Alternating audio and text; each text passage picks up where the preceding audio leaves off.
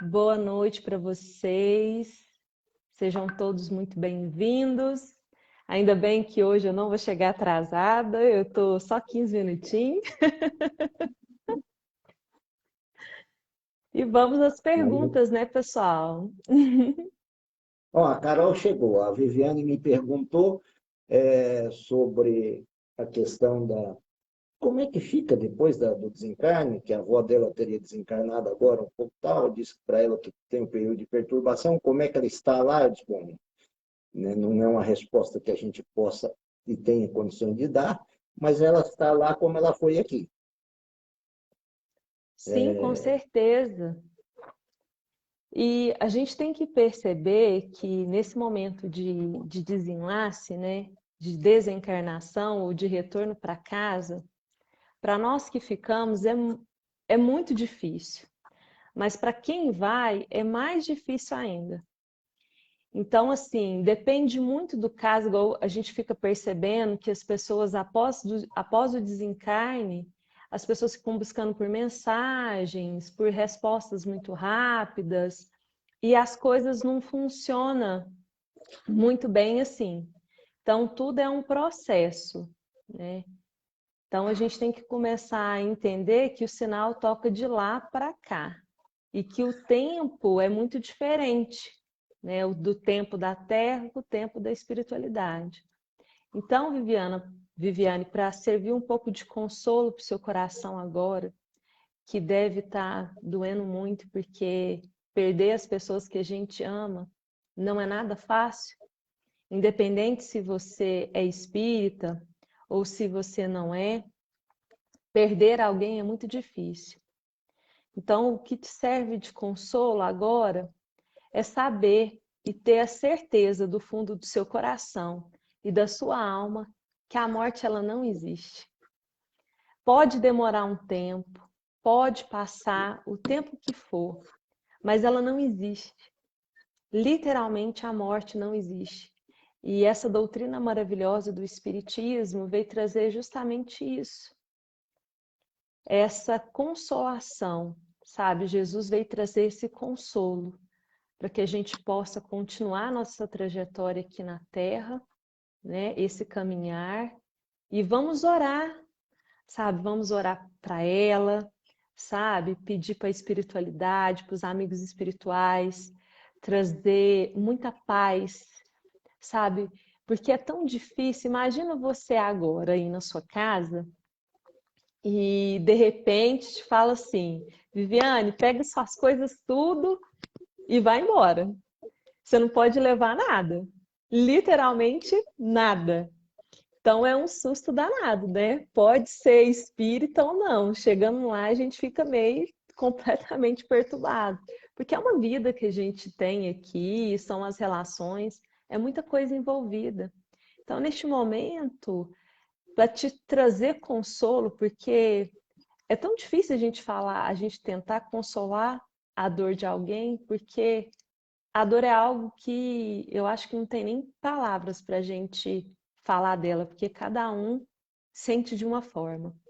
Mas a gente precisa abrir nosso coração, confiar de verdade que Jesus está conosco a todos os instantes e que Ele vai nos fortalecer a cada dia. Eu acho que é isso aí. pegando o seu gancho aí, a prova de que a morte não existe é Jesus. Sim, Jesus foi quem deu para nós, em primeiro lugar, a prova da imortalidade. Ele foi içado a um madeiro, ele foi colocado numa cruz, depois foi realmente colocado em uma tumba, até doada por José de Arimateia, porque nem lugar para morrer Jesus não tinha. Olha que interessante, você vê o tanto que ele era um ser espiritual.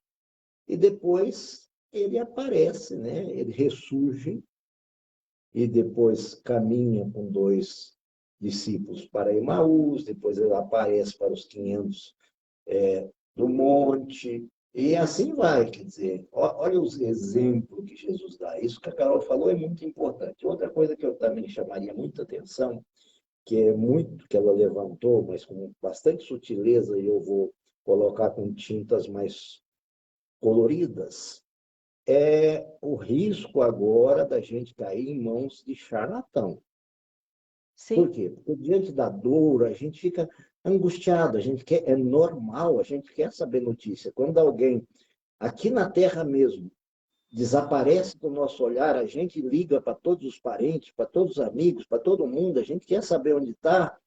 Então, não é diferente quando alguém venha a falecer. Eu vi esses dias, e até nasceu uma live minha por conta disso, em que estavam numa página espírita, uma página espírita considerável, a página é muito boa, mas é uma página pública. Havia uma pessoa, né, falando da dor, da partida de um ente querido, e alguém embaixo dizendo exatamente o que a Carol disse, a importância de orar, saber e tá. E logo abaixo vinha um sujeito assim: esse é meu WhatsApp, entre em contato e eu vou localizá-lo e dizer como ele está. Né? Você já pensou, o cara tem GPS de desencarnado. é, Fala, cara.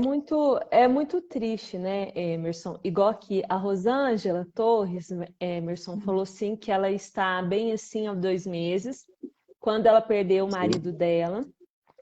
Aí depois tem a Iris Medanha, que diz: boa noite, tem 1 mês que perdi minha mãe, e outro dia, certo. caminhando numa estrada rural, olhei e vi uma pessoa toda de branco, olhando de longe, parecia ela, mas andava muito devagar. Fui mais em frente e nada. E sábado senti o perfume dela, passou o cheiro que ela tinha ao meu lado. Então, Iris, é,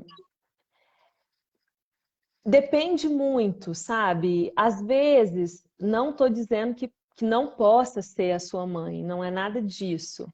Mas a gente tem que ficar atento que a maioria de nós, a gente leva um tempo para processar, sabe, psicologicamente, quando a gente reencarna. Às vezes pode ser um amigo espiritual, um anjo guardião, algum espírito protetor da sua família que possa estar trazendo, porque só espíritos, pelo menos pelo meu raso conhecimento que eu tenho, o Emerson vai poder enfatizar melhor do que eu, só espíritos, assim, que não falando que a sua mãe não tenha um grau evolutivo muito grande, só esses espíritos que têm essa consciência um pouco maior.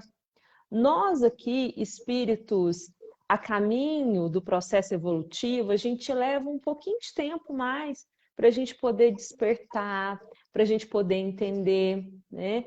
Então, assim, vamos continuar orando para sua mãe, sabe? Para que ela, se ela estiver desperta, maravilha, ótimo. Mas assim, vamos ficar bastante atento a esses pequenos sinais, porque a doutrina espírita, a gente tem que entender que ela é uma fé raciocinada.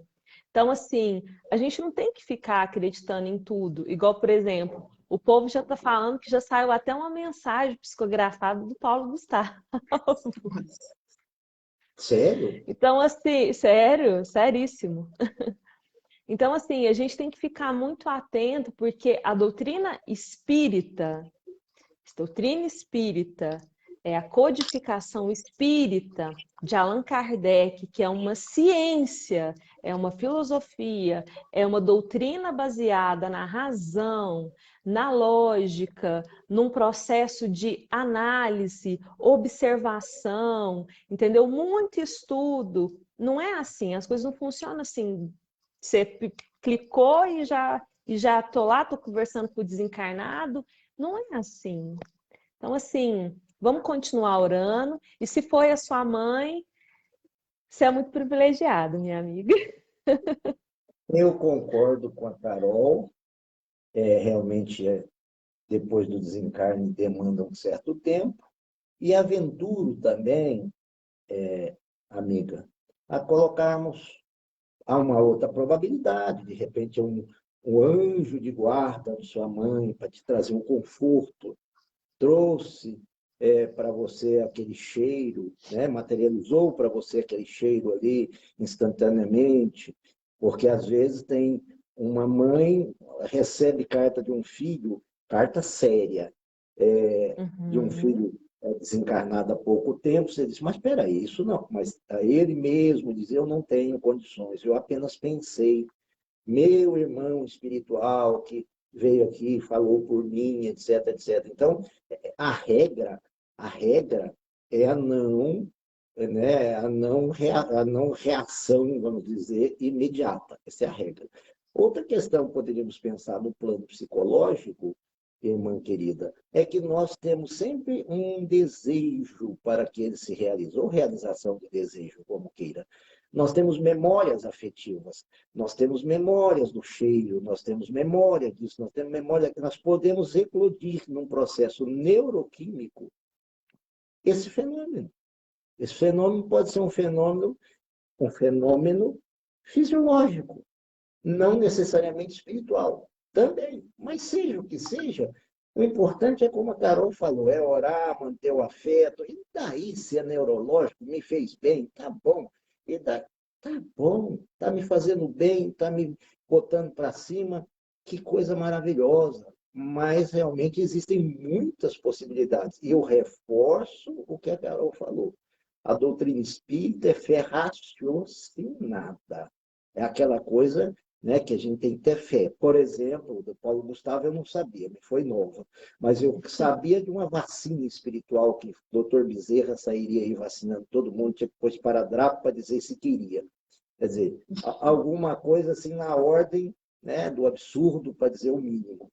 Então, é muito importante isso que a Carol falou. Se fora disso, não é espiritismo. Fora dessas obras básicas, fora das obras complementares sérias, é qualquer coisa, menos espiritismo. Vai lá, Carol. Então, pessoal, eu acho que a gente pode começar a nossa live, né? E é uma temática muito interessante para esse tempo atual que nós todos estamos vivendo. Eu me sinto muito feliz, agradeço aos meus amigos que estão aqui, me dando essa honra de estar aqui falando. Agradeço muito ao meu amigo Emerson, né? E hoje nós vamos falar sobre o espiritismo, a dor na visão espírita e psicanalítica, né?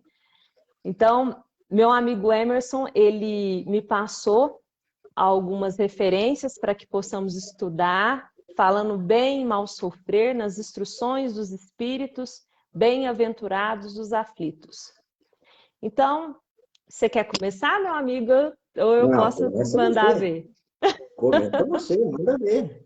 Porque eu gosto de falar demais também. Não, mas eu te interrompo. Você pode fazer tudo. Então vamos lá, vamos para as minhas escritas aqui de hoje. Então, nessa temática de bem-aventurados os aflitos, que deles é o reino dos céus, eu coloquei algumas perguntas para que nós todos possamos refletir em conjunto. Como compreender um Deus que deseja o sofrimento dos seus filhos? Como compreender um Deus que impõe sofrimento para que eu possa estar ao lado dele? Como compreender um Deus que criou a dor e ainda diz que ela é um remédio? É interessante, né, meu amigo, falar disso? Super, já estou ansioso. Então, nesse processo que nós todos vivemos, dessa busca por Deus, de entender esse movimento amoroso de Deus, né? A gente tem que entender, primeiro, que Deus não pune ninguém. Que Deus, a gente tem que começar a, a nos romper um pouco com os nossos arquétipos mesmos, psicológicos, que nós todos trazemos de diversas experiências em outras religiões, que Deus é aquele ser que está lá punindo e interrogando com uma lista, falando, ó, isso aqui você fez hoje, não, isso aqui você fez agora, isso aqui você fez hoje. A gente tem que começar a romper o nosso pensamento mesmo e entender definitivamente, como diz a nossa amada mentora Joana de Ângeles, no livro Jesus e o Evangelho à Luz da Psicologia Profunda, capítulo 1, ela diz o seguinte: a lei natural que vige em todo o universo é a de amor, que se exterioriza de Deus mediante a criação. Então, como imaginar que Deus deseja a dor das criaturas, né? Se ele é infinito amor. O cosmos se equilibra em parâmetros de harmonia inalterada, porque procede de uma causalidade inteligente que tudo estabelece equilíbrio. Dentro dessa lei natural, há uma ordem espontânea e é sempre a mesma em toda parte, expressando como modelo para a conquista integral de todas as coisas, particularmente do eu profundo. Então, a gente já começa a entender que tudo no universo é amor. Então, todas aquelas perguntas que eu comecei a interrogar, por que que Deus coloca a dor no mundo? Por que que eu estou sofrendo determinada situação? A gente já tem que começar que a culpa já não é de Deus. A gente já precisa começar a entender que Deus não tem culpa de absolutamente nada.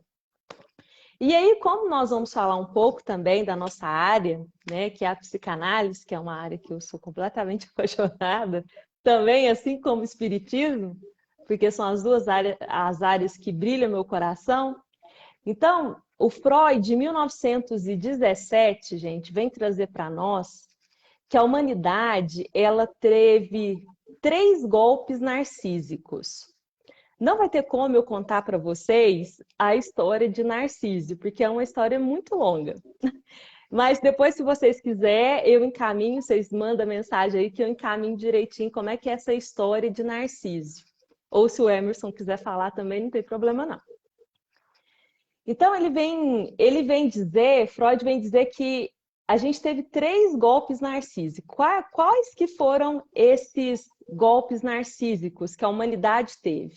A gente tem que lembrar, como eu pedi uma cola para o meu amigo Emerson, a gente tem que lembrar que a gente viveu muitos séculos na sombra da ignorância. Não que isso já foi embora, ainda está muito vigente no nosso planeta. Por quê? A gente vive num mundo de provas e expiações. Então, a gente tem diversas categorias de espíritos vivendo aqui na Terra. Então, a gente vai viver com todo tipo de espírito. Então, dentro desse processo evolutivo que existe em todos os planetas, né, que as leis, como disse no início, ela é inalterada, ela não muda igual às leis divinas, igual às leis da Terra, ela não muda. As leis de Deus, elas é para a eternidade. Então, o que são esses golpes narcísicos? O primeiro golpe narcísico que nós tivemos no nosso ego, né, que a gente achava, desde o século IV até o século XV, a gente achava que a gente mandava em tudo, que o planeta Terra era nosso, que a gente podia fazer o que quisesse, né? Era mais ou menos isso, né, Emerson? Perfeitamente. A gente achava tipo assim, que a Terra girava em torno da gente, e estava tudo certo. Então, dentro desse golpe narcísico, a gente tem que analisar que foram 3. O primeiro foi o golpe cosmológico, né, de Nicolau Copérnico. Quem que foi Nicolau Copérnico? Ele foi o pai da astronomia moderna, que defendeu a tese que a Terra, assim como os demais planetas, gira em torno do Sol. Depois a gente teve o golpe biológico, né, de Charles Darwin, né, que é a teoria da evolução, e logo após a gente teve o golpe da natureza psicológica, né, que foi a criação da psicanálise. O que a psicanálise veio trazer? Ela veio trazer o pré-consciente, o inconsciente, o id, o ego, o superego. Agora, vocês imaginam falando de todas essas coisas tão complexas no início do século, imagina. E nós tivemos, igual eu estava conversando com meu amigo Emerson, a gente teve um quarto né? Vamos dizer assim, que a gente teve um quarto golpe narcísico, que foi o quê? A doutrina dos espíritos. Que a doutrina dos espíritos, ela veio em 1857. Então, vocês imaginam Allan Kardec, em 1857, falando da existência dos espíritos, falando da existência de diversos planetas. Imagina ele em 1857 trazendo ideias sistematizadas, né, no Livro dos Espíritos. Então, assim, esses 4 pilares, né, narcísicos para que a gente pudesse acordar e despertar para quem realmente nós somos, né, que fundamentaram de base para essa evolução que nós estamos vivenciando agora, que foi, se a gente for analisar na escala evolutiva, essa evolução é muito recente. Foi ontem. Então, imagina quantos séculos ainda, igual eu observo muitas pessoas falar assim, a humanidade não tem jeito, o mundo não vai ter jeito, nossa, olha como é que está a situação, a dor nunca vai acabar, nada vai melhorar. As coisas não são assim. Deus é tão maravilhoso e os bons espíritos, os que realmente comanda a humanidade, a gente pode dizer, eles são tão maravilhosos que a cada século, a cada momento, estão reencarnando espíritos para nos ajudar a evoluir a todo instante. Olha o tanto que a providência divina é maravilhosa, o tanto que ela cuida amorosamente de nós. Eu vou aproveitar esse gancho da Carol e deixar bem claro. Antes de Copérnico, a gente dizia, a Terra é nossa, né? A Terra é o centro. Caímos do cavalo quando percebemos que ela é mais um planetinha que gira em torno de um solzinho, que é mais um solzinho em torno de uma galáxia, que é, né? Quer dizer, é uma coisa pequenininha perto do macrocosmos. Então, já deu uma rebaixada legal. Mas a gente ainda dizia assim, né? Deus me criou sozinho, né? Me criou, eu sou superior a essas coisas, esses animais aí, inferiores, eu sou superior. Aí vem Charles Darwin e fala, meu filho, a lei é da evolução. Quer dizer, né, a coisa já pegou. Aí a gente diz, não, tudo que eu faço às vezes as coisas conscientemente. Aí veio Freud e disse, meu amigo, 5% que você faz é consciente, 95% é inconsciente. É produto do seu inconsciente, ou seja, que ainda nos é ignorado. Aí veio o livro dos Espíritos, falou, você quer ter consciência? Você quer melhorar? Você quer realmente sair dessa inconsciência em direção à luz? Está aqui a chave. Ó. Quer dizer, como a Carol falou, que olha só como a bondade divina realmente é um caminhar sequenciado. Por isso que ela falou, olha, tudo aqui nessa terra para melhorar, nós para melhorarmos, etc. As pessoas têm me dito, Carol, poxa, Emerson, você fala dessa transição, dessas mortes por conta da pandemia, mas só tem morrido gente boa, por que aqueles miseráveis não morrem? Eu disse, eles não morrem exatamente porque eles precisam ficar aqui. Precisam ficar aqui para ter tempo de regenerar. Né? Eles têm um tempo para regenerar. Se mandar eles de volta para casa, tem que mandar de volta para cá, ou para outro lugar. Então, eles têm que ficar aqui. Então, há várias possibilidades de ser. Então, quanto nós estamos vendo pessoas realmente fantásticas, como Paulo Gustavo, etc. A pessoa já tem uma cota, possivelmente, para cá, vai dar uma cota em outro planeta melhor, ou talvez vai ficar no mundo dos espíritos por certo tempo, estudando ainda mais, voltando para cá, para trazer ainda mais ideias para fazer isso aqui andar muito mais. Quer dizer, né, os desígnios de Deus são insondáveis, mas uma coisa é clara: o aluno que é ruim, no sentido de preguiçoso ou outra coisa, ele tem que repetir o ano. Ele repete o ano aonde? Na mesma sala. Tá? Então é bom a gente perceber isso. Quando a gente vê, ai, meu marido, meu filho, minha mulher, etc., é uma pessoa tão boa. Graças a Deus, sinal que é um ser que possivelmente já vai ser aproveitado na espiritualidade para outras tantas coisas. Seria justo alguém ter cumprido uma pena e a gente mantê-lo na cadeia só para dizer para não, eu quero que você fique aqui na cadeia do meu ladinho porque eu quero você do meu lado. Eu sei que não é fácil, mas vamos olhar isso que a Carol falou, essa amplidão dessas leis. E é bem interessante, pegando um gancho disso que você diz, é o quanto nós ainda somos egoístas, né?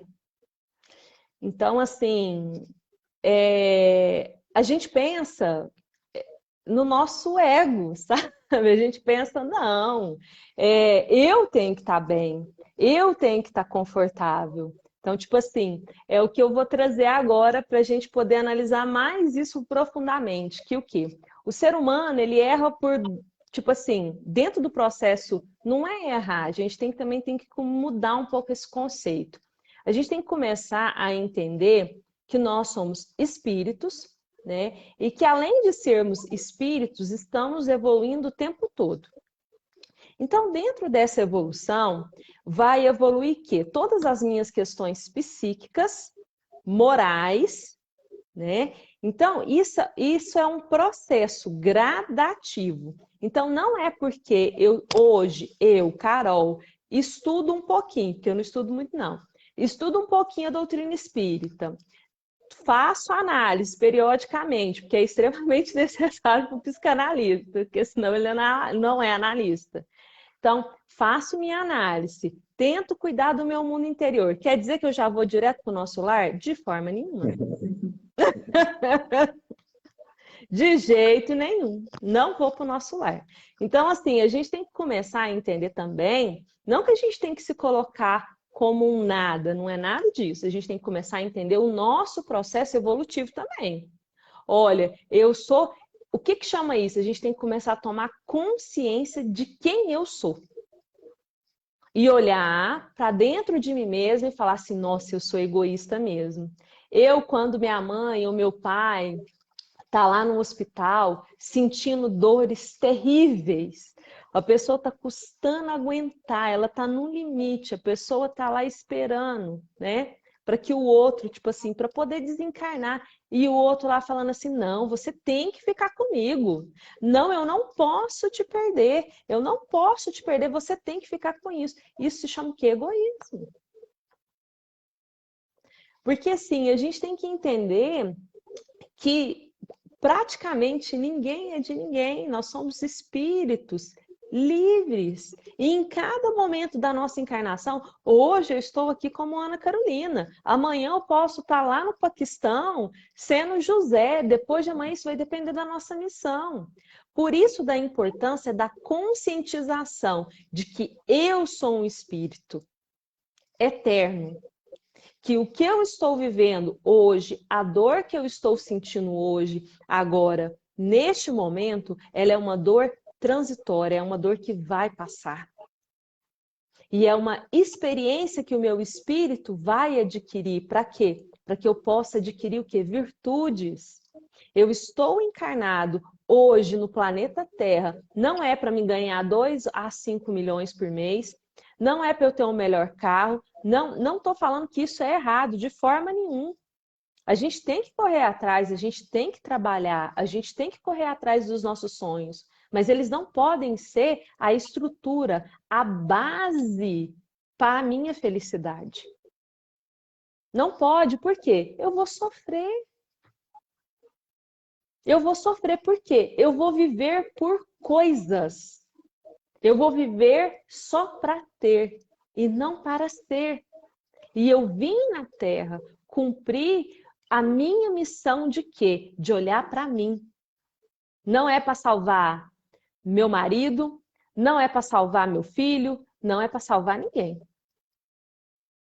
E infelizmente, a gente vem de uma cultura ainda, né, que isso já está mudando, graças a Deus, né? A gente vem de uma cultura que é errado a gente cuidar do nosso mundo interno, que você é uma pessoa egoísta, você não pode cuidar do seu mundo interior, você tem que aguentar. Você está custando aguentar essa carga, aí vem lá, não, põe mais um pouco, põe mais um pouco. Põe, não, pera aí que eu dou conta, põe mais, põe mais. Vai chegar no momento, eu vou ter o quê? Eu vou ter uma depressão, eu vou ter uma síndrome do pânico.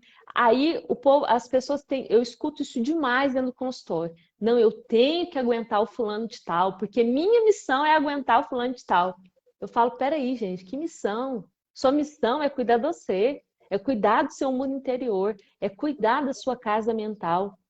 Não que você não tenha missão familiar, de cuidar daquela família, mas você vai ficar engolindo tudo, aguentando tudo que se adoecendo, se machucando, acabando com você, achando que você vai ganhar o nosso lar desse jeito. Não funciona assim as coisas. Muito bom o que você fala, e complementando psicanaliticamente também, já que é proposta nossa, para quem não leu, naturalmente não vai entender, eu vou explicar muito rapidamente. Há uma instância do nosso psiquismo chamado superego. Eu digo que tem alguns que tem superego, é o cara que te fala não pode, não deve, não pode, não, não, não, não, não, não, não, não. É o sujeito do não. E é o sujeito do tem que também. Tem que fazer. Você deve fazer. Você é isso.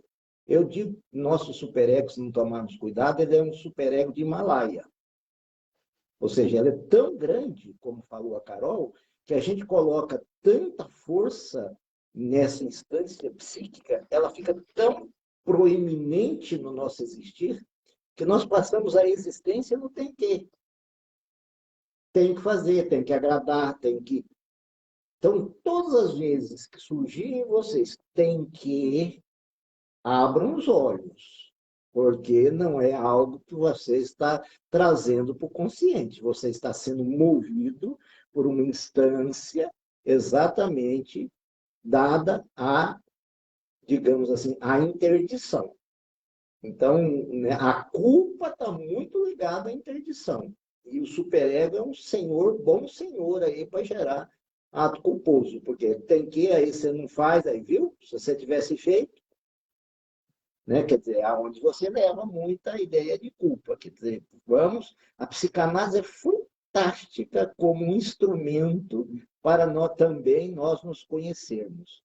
Tá? Existem, para quem tiver uma ideia, não estou mandando vocês lerem a obra completa de Freud, não. Estou falando para vocês que tem um livro de Bruno Bettelheim, muito importante, fininho, já dá para ter uma ideia, mais ou menos, que ele tem uma fala dele lá, que ele diz o seguinte: se a psicanálise não me mudar, eu não entendi. A Ganhar um psicanálise valor. é algo fantástico mesmo. E aproveitando o gancho da sua fala aí, é tão interessante que a gente tem que começar a entender que Freud, em 1926, gente, ele fala que a dor é a reação à perda real do objeto, enquanto a angústia é a reação ao perigo da perda. Então, tipo assim, a dor ela é algo tão constante na vida da gente que a gente se angustia quando a gente perde realmente, de fato, um objeto, uma pessoa que a gente ama, um cachorro ou qualquer coisa, a gente sofre quando a gente está perdendo esse objeto. E a gente sofre também tendo esse objeto perto. Então, olha o processo de adoecimento que nós ainda carregamos dentro de nós. Então, tipo assim, eu sinto dor antes de perder e após a perda. Então, olha a importância da gente começar a entender o nosso movimento interior, como é que eu funciono dentro de mim. E uma outra coisa que eu observo bastante é o que acontece muito. Nós temos a grande mania, né, em relação às nossas criações, à nossa cultura, e às nossas vivências aqui encarnado, que a gente tem a mania de bloquear a dor. As pessoas têm a péssima mania de quando o outro está sofrendo, falar assim, nossa, mas você está sofrendo? com o conhecimento que você tem, com o nananã que você tem, você está sofrendo. Então, assim, são pequenas coisas que a gente tem que começar a prestar atenção e analisar que o quê? Quando eu vou bloquear, quando eu faço um bloqueio da dor que eu estou sentindo, né? Essa dor, vamos dizer que ela fica intocável. Só que ela vai continuar ali, repetindo sem parar naquela enxaqueca, naquela dor de coluna, naquela dor no estômago, naquela pressão alta, naquela dor no coração que eu não consigo entender da onde que vem. Então, a gente precisa começar a entender essa dor que eu carrego dentro de mim, seja ela por qualquer motivo, e acolher essa dor que eu sinto. Acolher. Como acolher essa dor, hein, Emerson? É difícil, né? A gente, como você falou, nós vivemos numa cultura onde ter dor e demonstrar dor é fraqueza. Tá? É impressionante o que a Carol falou. Certa feita, eu tenho um problema ocular que todo mundo percebe e tinha um glaucoma, né? Hoje está bem controlado, tem, né? Isso não sabe. E estava um tamanho de um tomate. E doendo, que você imagina, Carol. Passou uma confrade espírita, até presidente do centro, falou: o senhor está bem? Disse: não, estou mal. O que o senhor tem? Dá uma olhada que o senhor vai ver o que eu tenho. Então, aqui está doendo demais. Não, mas o senhor vai ficar bem, falei: isso não tem dúvida. O senhor me perguntou assim, no presente, como eu estou. Agora eu estou mal. Então, muito para o espírito, então, pessoal, nossa, mas você é espírita, você sofre? Não, não sofro, não, estou em Júpiter. Quer dizer, nós sofremos, nós apenas vamos trabalhando a dor, entendendo a dor, dando um contorno para a dor, tá? Procurando ver as causas internas dessa dor, tendo certeza que somos almas imortais, tendo certeza que essa dor tem uma causa para nos burilar, porque essa dor nos burila, ela nos faz ver algo. Com certeza, se a gente parar e lembrar que o fardo é proporcional à força do ombro. Então, lá fala assim, lá no Bem e Mal Sofrer, fala assim: a dor é uma bênção dos eleitos do Senhor. Quer dizer, fala: mas que bênção é essa? É uma grande bênção. Por quê? Porque está mostrando o tamanho do nosso ombro já, o tanto que a espiritualidade confia em nós. Então, quanto maior o processo de dor, mais dá para a gente analisar e mais dá para a gente perceber que podemos estar sendo, né, digamos assim, objetos de confiança espiritual, ou às vezes podemos estar nos vitimizando. Aí é com a Carol. É tão interessante esse processo de de se vitimizar, né? É que é o seguinte, essa vitimização, gente, minha língua trava na hora que eu vou falar. Então, assim, dá uma travada aqui. Então, quando a gente vai falar sobre essa palavra, o que que a gente tem que entender? Que isso vem do nosso ego, da nossa defensiva do nosso ego, né? De falar assim, nossa, porque às vezes, até para a gente sentir dor, a gente tem que começar a entender nosso processo de autoconhecimento para a gente sofrer direito, porque a gente também, nem sofrer a gente sabe direito. É verdade. A gente sofre, a gente fala assim, o primeiro passo é quando a gente vai reencarnar, a gente fala assim: Jesus, me manda para a Terra, me manda assim, assim, assado, pode mandar que eu dou conta. Aí os bons espíritos falam assim: não, meu filho, eu vou te mandar médium, já está de bom tamanho, eu vou te mandar. Aí está lá um médium, muitas das vezes que no início da mediunidade é perturbador, gente, não é uma maravilha. As pessoas falam assim: nossa, é uma bênção você ser médium, é uma bênção assim, é uma bênção de sofrimento. Não é fácil, principalmente no início, quando tá tudo aquela bagunça e de repente você não sabe se você está vendo gente, se você está vendo espírito, e de repente vem aquela voz Lógico que todos nós somos médios, mas os médios ostensivos sabem muito bem como é que é esse processo. Então, não é um processo muito fácil. Então, para que a gente possa entender um pouco essas dores, né, a gente tem que começar a perceber que Jesus nos disse que no mundo vocês terão muito sofrimento e tristeza, mas tenham bom ânimo, porque eu venci o mundo. Então, olha que maravilha, o que Jesus vem nos trazer, né, para que a gente possa analisar essa dor de uma forma muito amorosa, né? Então, uma outra coisa também que a gente precisa começar a perceber e a compreender é como é que essa dor funciona dentro de mim.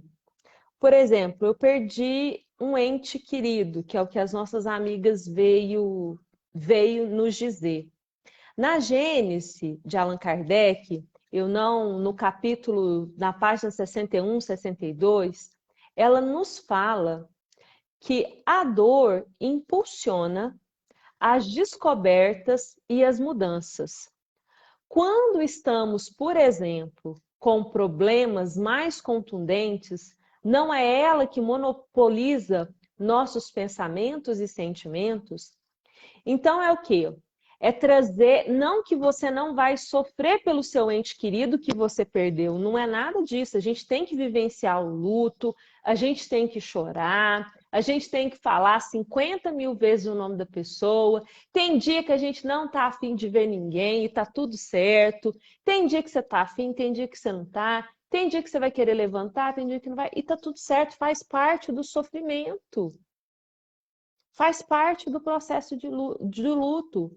O que nós não podemos deixar, depois que passar esse processo, porque cada um tem o seu movimento, tem a sua forma, mas eu preciso começar a entender o que essa dor está me trazendo. Igual eu perdi um ente querido, por exemplo, agora, neste momento. Naquele momento eu não vou pensar, mas é na solidão. Gente, é incrível, na solidão. É na dor mesmo. É interessante falar disso, porque eu já passei por diversas experiências de percas de pessoas que eu amo muito.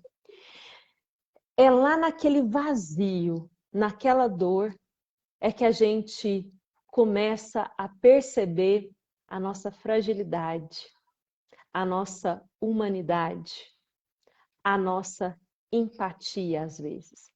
Tem outros que recebem essa dor com raiva, com revolta, e diz, como eu falei no primeiro, por que Deus fez isso comigo? Por que Deus me trouxe tanto sofrimento? Quem sou eu para sofrer assim, meu Deus? Eu sou uma pessoa tão boa. Eu não mereço sofrer assim. Mas o sofrimento, ele é uma alavanca de quê? De aprimoramento moral. Nós viemos nesse mundo para adquirirmos virtudes. Tem um livro, depois se vocês quiserem, que chama, estou até com ele aqui, ele chama Refletindo a Alma. Ele é da Joana de Ângeles e ele traz uma coisa muito interessante que eu gosto muito de citar para que a gente possa entender esse movimento da dor dentro dos nossos corações e para que a gente possa aprender a viver, né? E buscar um pouco mais essa conscientização, que ela diz o seguinte, que a gente veio aqui para aprender a se conhecer, aprender a viver, aprender a ser e aprender a amar. E eu pergunto para vocês, em quais estágios vocês estão agora, neste momento? Bom, Em qual, Carol, em não, qual, continue. em qual estágio hoje, independente, porque a dor, gente, não é só, nós carregamos as dores da nossa alma. Somos espíritos que errou tanto. Quantos corações nós todos não machucamos com o decorrer da nossa estrada, né? Quantos corações a gente não sangrou, né? Quantas pessoas nós deixamos de perdoar? encarnado mesmo, nessa encarnação. A gente diz, alguém nos fere, alguém nos machuca e a gente fala assim, não, mas Deus vai te cobrar, você vai ver. Deus vai te cobrar com juros. O fulano de tal vai e me quebra o baço, tá vendo? Deus te puniu. Então, assim, esse processo, esse movimento da dor, né?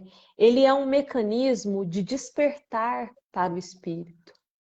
Eu sei que é muito difícil eu estar falando que a dor é uma impulsionadora, mas, gente, ela é mesmo. Porque a dor, ela tem diversas faces. Às vezes, sua vida está perfeita. Você tem um bom emprego, você tem dinheiro sobrando na sua conta, você tem filhos maravilhosos, você tem uma casa muito boa, você tem tudo material. Mas aquele vazio constante está lá dentro de você. Então, dentro desse vazio é a vida te convidando para que você diga: e aí? Qual que é o seu papel neste momento?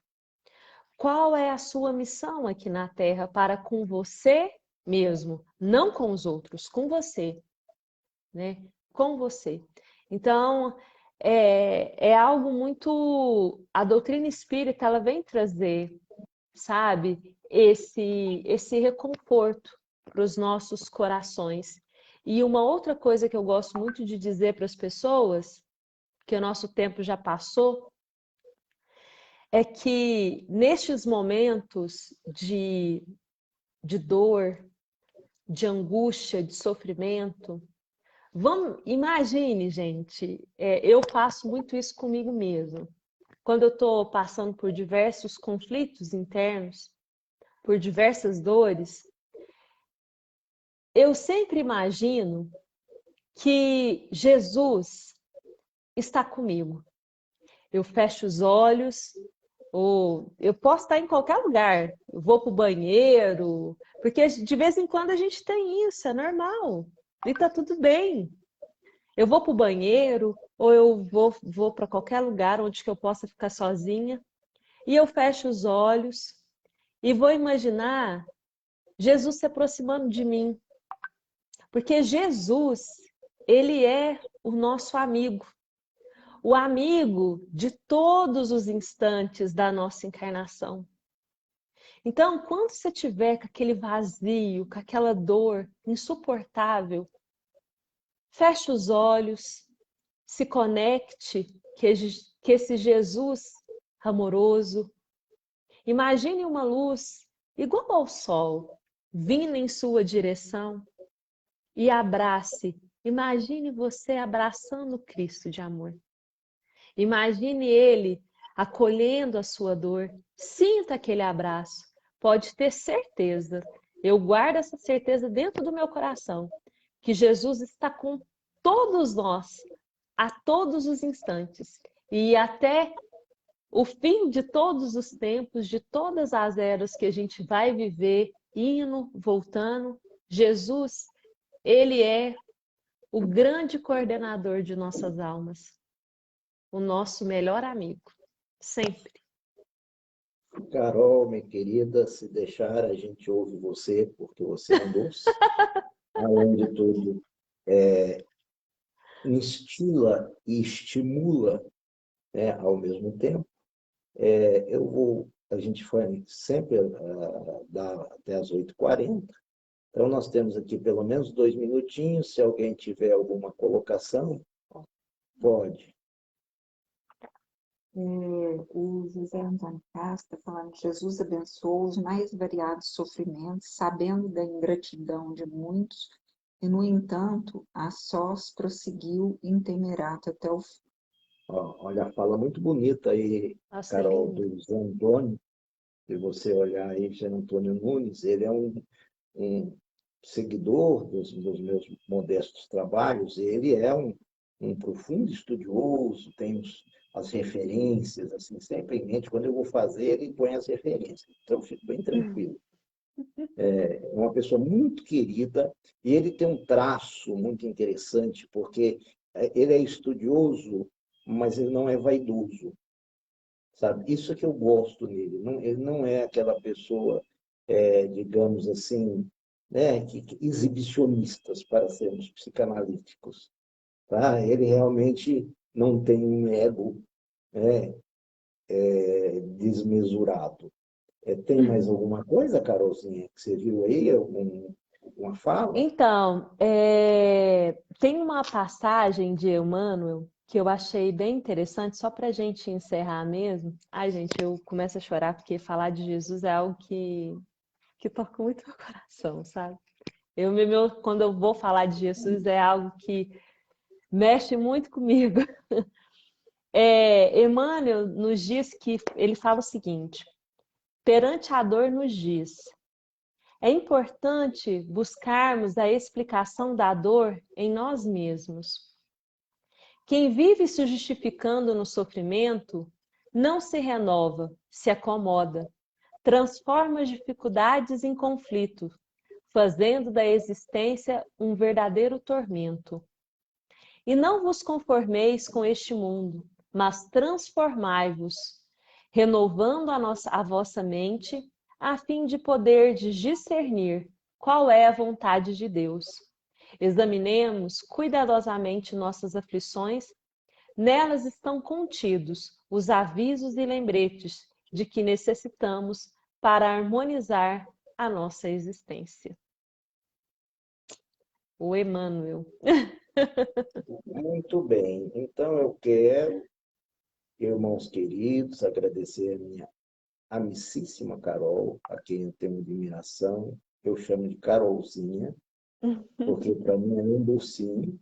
Eu adoro aprender a ouvi-la. Tanto que eu vou fazer uma live por mês com um convidado. Eu quis começar com a Carol, a anterior não deu certo, mas essa deu exemplarmente certa. Então, é uma homenagem a mim mesmo, sabe? Aí realmente eu sendo bastante narcísico, tá? Uma homenagem a mim mesmo, que eu quis, e a vocês, com certeza, estou brincando, é que eu quis trazer essa pessoa que fala na alma da gente. Tá? Eu acho muito interessante que ela fala na alma. Então, eu quero agradecer vocês, quero agradecer a Carol, sabe? E dizer para todos que, inclusive, Carol, enquanto eu te aguardava, eu falei que eu vou fazer uma live chamada EQM e a Dimensão Espiritual, tá? Para mostrar que nas experiências de quase morte, como é que funciona, etc, etc, para as pessoas. Às vezes tem pessoas que ficam no momento, será que é mesmo assim? Será que tem mesmo Sim, essa dimensão sim, espiritual? Então, eu sim. quero trazer relatos os mais diversos para a gente ver. Então, né, é difícil dizer até logo para você, mas até logo, saiba que eu amo você, saiba que eu tenho o maior carinho por você, saiba que eu sou um profundo admirador seu, do seu trabalho, da sua pessoa, enfim, se eu ficar aqui, nós vamos tecer elogios a noite toda, tá? Muito obrigado, minha querida, muito obrigado por dar esse brilho à minha modesta live, ao meu modesto trabalho.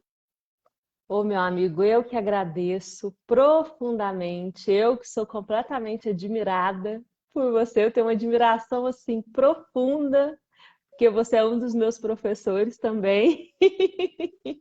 Eu aprendo muito com você. Eu agradeço imensamente a todos vocês que tiraram um tempinho para poder nos ouvir. E falar de Jesus para mim é um bálsamo para o meu coração, porque Jesus para mim é a vida, é o movimento da vida. Obrigada a todos vocês. Continue, gente, seguindo essa página maravilhosa do nosso amigo. Ele é um grande estudioso, ele traz muita coisa boa e atualizada para nós. E vamos seguindo, né, com fé no nosso Senhor Jesus Cristo, que essa pandemia já está passando e que Jesus e essas imensas falanges amorosas estão aqui na Terra, cuidando amorosamente de todos nós. Muito obrigada mesmo a cada um de vocês.